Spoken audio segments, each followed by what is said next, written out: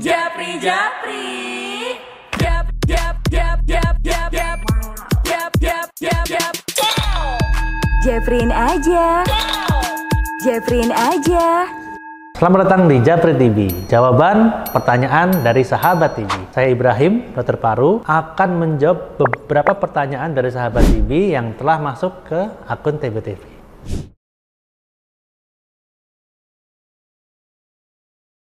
Faktor resiko pada anak. Jadi anak memiliki sistem imun yang tidak sekuat orang dewasa karena sistem imunnya belum matang, belum matur, belum dewasa, sehingga anak lebih rentan terkena TB dibandingkan dengan orang dewasa. Faktor resiko utama seorang anak terkena TB adalah jika tinggal serumah atau memiliki kontak erat dengan orang-orang di sekitarnya. Misalnya ayahnya atau ibunya atau paman, tantenya. Maka jika ada seorang anak yang terdiagnosis TB, otomatis seluruh orang di sekitarnya harus segera dicek TB. Karena seorang anak sangat jarang terinfeksi TB dari anak yang lain. Biasanya terinfeksi TB dari orang dewasa. Karena anak lebih kecil potensinya dalam menularkan ke orang lain. Jadi jika ada anak yang terkena TB, ceklah orang dewasa di sekitarnya. Pasti ada yang terkena TB.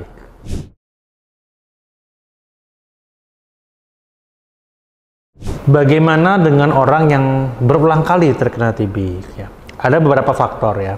Yang pertama, berbeda dari kebanyakan penyakit lain, riwayat TB tidak memproteksi seseorang terkena TB lagi di masa depan. Berbeda dengan penyakit lain seperti campak misalnya, yang imunitasnya bertahan hampir seumur hidup. Jika seseorang terkena TB, maka orang tersebut bisa terkena TB lagi di masa depan. Terutama jika orang di sekitarnya masih ada yang memiliki TB. Itulah kenapa sangat penting sekali jika kamu memiliki TB, orang-orang di sekitar juga harus dicek. Karena kalau TB kamu sembuh, tapi orang lain masih ada yang memiliki TB, kamu bisa terkena TB lagi.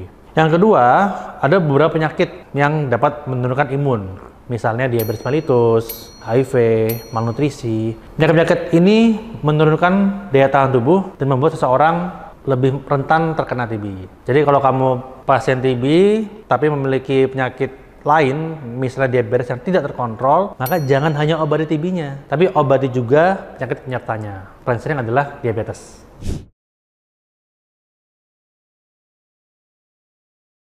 Durasi obat TB yang standar adalah 6-12 bulan. Paling sering adalah 6 bulan untuk TB paru. Tapi untuk TB ekstra paru, artinya TB yang di luar paru, bisa TB kelenjar, TB usus, TB tulang. Durasi pengobatannya bisa lebih panjang, bisa 9, 12, bahkan 24 bulan. Tapi normalnya 6-12 bulan.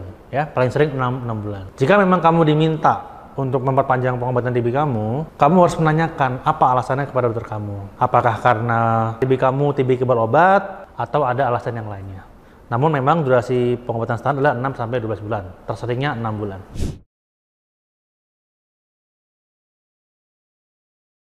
TB anak ini sering sekali menjadi pertanyaan. Menurut data penelitian, TB pada anak bersifat pausi basilar. Pausi basilar artinya ditemukan sangat sedikit atau bahkan tidak ada kuman TB di dalam dahaknya anak. Sehingga diyakini resiko penularan dari anak yang terkena TB ke orang lain relatif lebih kecil, meskipun tidak 0%. Jadi, jika ada seorang anak terkena TB, cek orang dewasa di sekitarnya. Karena anak ini lebih mungkin terkena TB dari orang dewasa di sekitarnya dibanding dari teman mainnya sesama anak-anak. Terutama pada anak yang berusia di bawah 5 tahun. Namun tetap perlu waspada. Resiko kecil bukan berarti tidak menular sama sekali. Jadi tetap harus segera diobati. Kalau sahabat TB masih ada pertanyaan, boleh hubungi kami di sini. Take action, no discrimination.